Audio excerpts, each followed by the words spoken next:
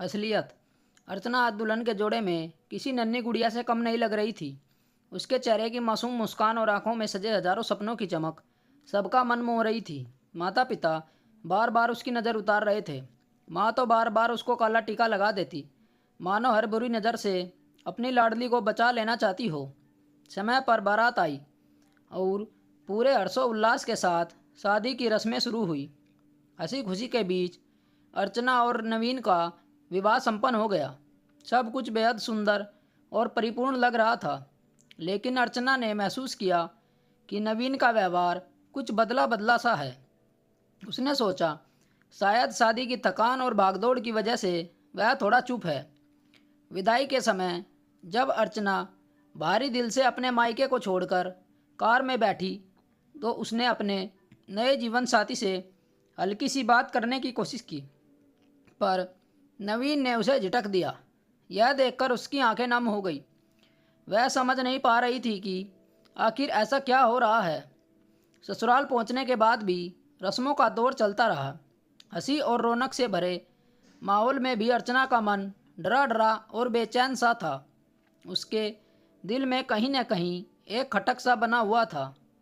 सुहागरात की रात जब वह सजी धजी अपने कमरे में बैठी थी, उसका मन अजीब सी आशंका से घिरा हुआ था। ऐसा लग रहा था जैसे उसकी ज़िंदगी में कोई तूफान आने वाला हो।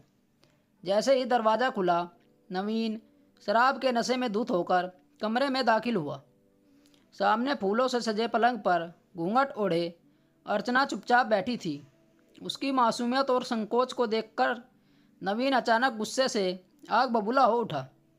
वह गरजते हुए बोला, यह घूंघट हटा। अर्चना, दुल्हन बनने का नाटक बंद कर और चुपचाप मेरे जूते उतार। नई दुल्हन हक्के बक्की रह गई।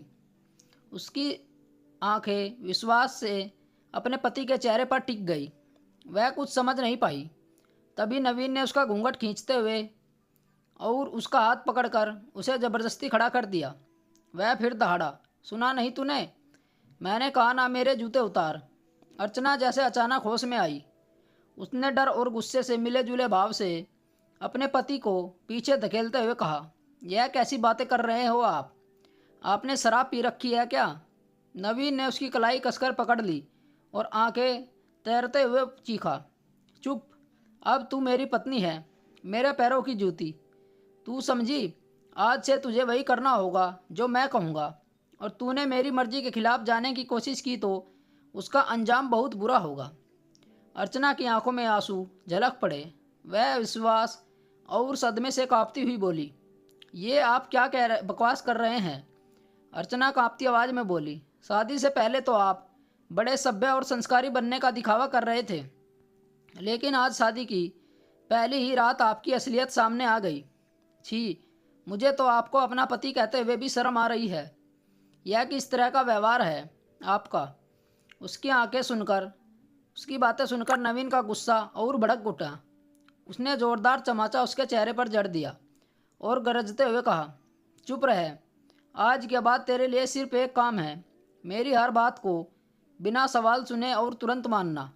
मेरी उंगली उठाते ही तू दौड़कर आज्ञा का पालन करेगी। इस रिश्ते में तुझे बोलने की कोई आज़ादी नहीं है, समझी?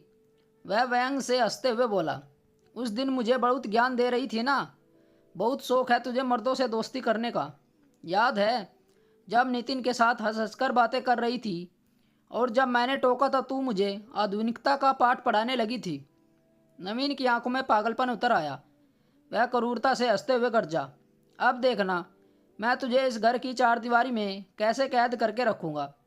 बाहर तो दूर, खिड़की से झांकने की भी इजाज़त नहीं दूंगा, और देखता हूँ तुझे कौन बचाता है। बेचारी अर्चना, जिसने अपने नए जीवन को सपनों को सजा रखा था, अपने पति का यह भयानक रूप देखकर पूरी तरह टूट गई। उसकी आंखों से आंसू की धार बहने लगी, लेकिन नवीन ने उसकी आंखों पर आंसुओं पर भी हंसते हुए ताना मारा, रो, जितना रोना है रो ले, यही तेरी औकात है। अब तुझे ज़िंदगी भर सिर्फ आंसू बहाने हैं। आज की रात मैं तुझे दर्द के ऐसे सागर में डुबोऊंगा कि तुझे अपनी असलियत और औकात दोनों याद आ जाएंगी। अर्चना ने भर्राई आवाज़ होते हुए दर्द आवाज़ में कहा, अगर तुम्हें नितिन से मेरी दोस्ती पसंद नहीं थी अगर तुम्हें इतनी ही शक्की और घटिया सोच के इंसान हो तो मुझे शादी से इनकार क्यों नहीं किया? मेरी ज़िंदगी खिलवाड़ करने का हक तुम्हें किसने दिया? उसकी बातें सुनकर नवीन पागलों की तरह ठहाका लगाकर हंस पड़ा। उसकी आंखों में वैसीपन और चेहरे पर क्रूरता साफ झलक रही थी। वह व्यंग से बोला, तुझ जैसी औरत को काबू करने का अपने पैरों की जूती बनाने में मज़ा ही अलग है। उस दिन बड़ी उड़ रही थी ना तू, अब देख इस पिंजरे में तेरे पंख कैसे फड़फड़ाते हैं। मैं तुझे तड़पता हुआ देखूंगा और मेरी यही सबसे बड़ी जीत होगी। अर्चना की आंखों में आंसू अब भी बह रहे थे, लेकिन उसने उन्हें पोंछते हुए अपना चेहरा उठाया। उसकी आंखों में आंसुओं के साथ साथ गुस्सा और आत्मविश्वास की चमक भी थी। वह कांपती मगर दर्द आवाज़ में बोली, ऐसा कुछ नहीं होगा नवीन, मैं तुम्हारे जुल्मों को कभी स्वीकार नहीं करूँगी। मैं आज के ज़माने की लड़की हूँ और मैं तुम्हारे पैरों की जूती बनने से साफ इनकार करती हूँ। अर्चना ने आंसुओं से भीगी आंखों से हिम्मत समेटते हुए साफ लफ्ज में कहा, मुझे तुमसे कोई रिश्ता नहीं रखना है। उसकी बात सुनते ही नवीन जोर का ठहाका लगाकर हंस पड़ा। उसकी हंसी में नशे और क्रूरता का जहर मिला हुआ था। वह हंसते हुए बोला, रिश्ता तोड़ना है? अरे पगली, तेरी मांग में मेरे नाम का सिंदूर है, तेरे गले में मेरे नाम का मंगलसूत्र है। यह बंधन तोड़ना इतना आसान नहीं है। अब अर्चना क्या करेगी, जानने के लिए कहानी का अगला भाग जरूर देखें। अगर कहानी अच्छी लगी हो तो वीडियो को लाइक और चैनल को ज़रूर सब्सक्राइब करें। मिलते हैं कहानी के अगले भाग के साथ। कहानी सुनने के लिए धन्यवाद। राम राम दोस्तों।